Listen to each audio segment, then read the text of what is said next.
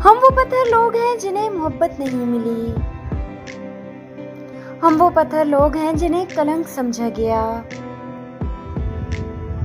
हम वो पत्थर लोग हैं जिनकी सुनी नहीं गई।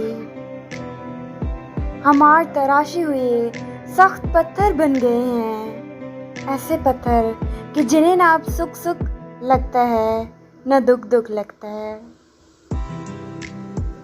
शायद दुख लगता है पर हम पी जाते हैं अपनी अना में और मजबूत बन गए हैं, यानी गम सहने के आदी हो चुके हैं।